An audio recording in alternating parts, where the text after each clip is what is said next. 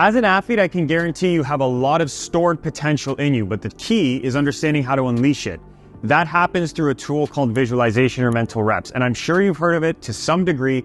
The problem that often athletes run into though is that they don't know how to properly use it or when to use it. So, in today's video, we're going to give you the exact blueprint that we use with all of our pro athletes to make sure that you understand how to use this visualization and, more importantly, to tap into your extra gear. Hey, it's Matt Calderoni, co-owner of Team, where we help athletes discover and reach their true potential by building their resilience. And since 2015, we've helped just over 5,300 athletes from the youth to professional level to tap into this extra gear. So, in today's video, we're going to be talking about specifically how to utilize visualization or mental reps so that you can get the most out of your performance. You might be going through some kind of confidence slump, a certainty slump. Maybe you're overthinking things. Maybe you're questioning yourself. Regardless of what it is you're going through, this is by far the simplest, quickest solution that I will say, if applied properly, that you can utilize to get to that next level, and it has the most research behind it. So in today's video, we're going to give you that blueprint that we use with all of our pro athletes, but let's start by understanding exactly what kind of visualization there is so you can get the best benefits. There's two kinds of visualizations that we utilize, and we actually work them all into one audio track, which we'll link down below that you can use. Just watch the video so you know how to use it.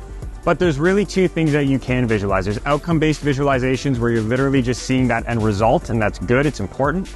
But the most important one is skill-based visualization, where you're seeing yourself actually utilize a skill to get that result. So if you want to know how to use this and why this audio track I was saying is probably your best solution, is because we actually put these two things together. Oftentimes where we see athletes kind of fail, if you will, is that they're just visualizing the outcome, and maybe that's you. Maybe you're just visualizing the outcome.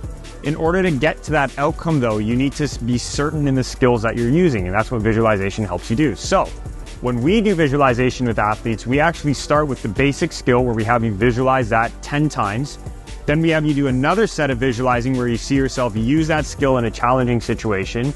Then we do the outcome-based visualization where we have you visualize that end result based on those two skills. So imagine it like this now. Now you know that you have the skills you need in order to get to that next level. Now you see yourself overcoming any challenges you might be facing. And finally, you see yourself applying those skills in performance. It's foolproof. It works for every pro. And those are the two ones that you need to make sure you're working into your visualization. Again, if you want, just download the link below. It includes both of them, and we'll go through right now how to actually do this. So what we're gonna do later in the video is teach you how to extract that information so that you can be visualizing the right things. So let's get into the fun sciencey part behind this. First off, when it comes to mental rehearsals, here's what the science finds. When you mentally rehearse something or visualize it enough times over and over in your head, what you do is you're actually lighting up the parts of the brain mentally that you would be when you're practicing physically. In order to do this, you need to make sure that you have enough emotional intensity behind it, meaning that you really get into it. And you need to make sure that you're being specific with the skills or the outcomes that you're visualizing. The reason that we're going to be linking those mental reps below is because it actually does that for you. As long as you follow the step-by-step, you'll be okay. Now, what this does from a science perspective is that it increases your brain's plasticity, which then reinforces neural connections or neural associations, and it actually allows you to perform better. It makes your nervous system think you're going through it. It's what gives you this feeling of that muscle memory, if you will, where it's like you just know what you got to do and you go and do it. Now, one of the best studies that highlights this is done on basketball players, where they took a group of them and they split them up into different groups, and they said, okay, we're going to increase your free throws. One group they had them doing by absolutely doing nothing or not practicing at all. The next group they had them physically practicing like most athletes do. And the final group they just had visualizing themselves shooting those free throws. The ones that visualized had about 25% better results than the majority. Better than the people that were physically practicing, and of course, better than the ones who were doing nothing. Point is, it's not that visualization is the only thing, but it is a major cheat code for you to get to that next level. If you're not utilizing visualization, the research shows you need to immediately. Now, when you want to use this visualization is very key as well, because a lot of athletes think they can just visualize before a game and that's going to be good enough. The truth is this though. Visualization is a tool that hacks your subconscious mind, meaning the part of your mind that's responsible for about 95% of your entirety, right? Meaning that 95% of your life is lived subconsciously. That subconscious part is trained by constant repetition. So, doing this just before a game or the day of a game isn't the most beneficial. The real key comes from doing this a couple days before consistently. So, if you have a game coming up, let's say on a Friday, you want to start your visualizations, I would highly suggest on Tuesdays. Now, you want to practice this before you go to bed as well. You want to do this visualization before bed because it's when your brain is in the best state called theta, so that it can start downloading information. So what you visualize, it's really going to download into your subconscious, through that repetition. So when you're visualizing leading up to a game, what you want to do is select a situation you want to see yourself being better in. So this could be, shooting a 3-ball with a player in your face. That might be it for basketball. It could be scoring from around the net with a player on you. That could be for hockey or soccer. It could be as a goalie, I want to be, making a save from this angle. Regardless, start with a situation. The next thing you want to then do is break it down into 1 or 2 skills. So this could be that if it's the basketball player shooting a 3-ball and making sure to do so with traffic in front. That's a skill. It could be as a hockey player, using your speed and making sure that you have quick hands to shoot and score. Whatever it is, you want to break that situation down into the skills of it. Everything can be broken down into those skills.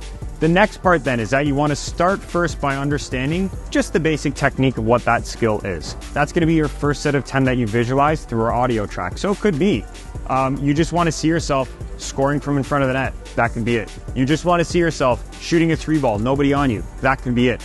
As a goalie, it could be you just want to see yourself making that save from a certain distance on a simple shot. That could be it. But you want to start basic. The next thing you want to do is understand how that current skill is being challenged in your games or your performances. So it could be you need to better see yourself getting through it when it comes to a player who's in your face and giving you issues or whatever. It could be as a goalie when there's traffic in front. It could be shooting a 3-ball when somebody's on you, putting pressure on you. Regardless, you need to know the challenge you're trying to get through. And then the final part is going to visualize, now that you have that skill and you have that challenge, just the outcome that you wrote down or that you discovered for the situation. So now you can see yourself scoring from in front of the net.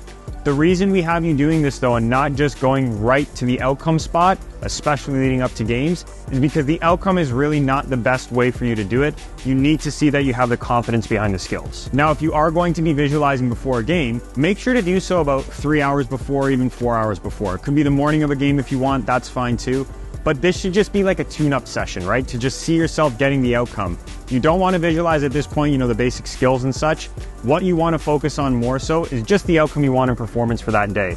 That's going to allow you to now remind yourself about all the work you've done, especially throughout the week, and it will allow you to focus on the things you need to do that are most important for you. Now, to really make visualization work for you, and what you must remember in this all, is there are 2 things that really make this better. Number 1, you've got to elicit your senses, meaning that you need to actually put some focus and attention into this visualization and pretend that you're actually in the environments that you see yourself shooting in or scoring in or whatever it might be. The reason being, when you elicit these and you really start to get into this, it creates even deeper grooves and deeper neural associations, so it gets deeper ingrained within your nervous system. Very simple stuff. On the other side, you want to make sure that you're in a spot that's kind of quiet and alone, isolated, if you will. Reason being, most people get a little self-conscious when they're sitting there with their eyes closed and people are walking by or it's noisy or whatever. Find a quiet place, create a little sanctuary for yourself, but really make this we'll call it like a ritualistic thing, right? Like, a lot of our pro athletes, when they're doing this, they take it serious, almost like it's religious for them, because they know how much it impacts their performances.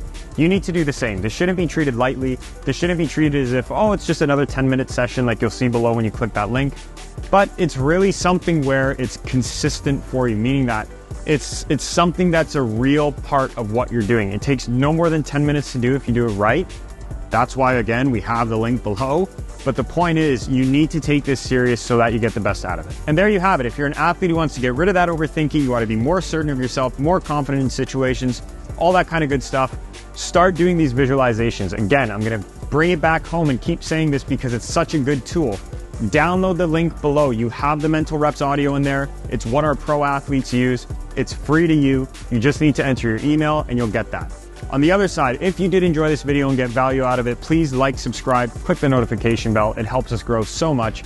If you have something that we didn't cover in this video, comment below, tell us, we're more than open to it. And finally, if you want to work with one of our coaches so that you don't have to worry about knowing when to do this stuff and how to do it, and you want somebody to take care of it for you, you can either apply to work with us one-on-one, which there's a link below for as well, or you can sign up for a multi-team pocket coach where it's a DIY. There's training videos that are more in-depth than these, and it really walks you through tools that you can use for a monthly subscription rate. So with that being said, stay resilient, and we'll see you in the next one. So if you like this clip and you want to watch another one, click right here. And if you want to watch the full podcast episode, click right here.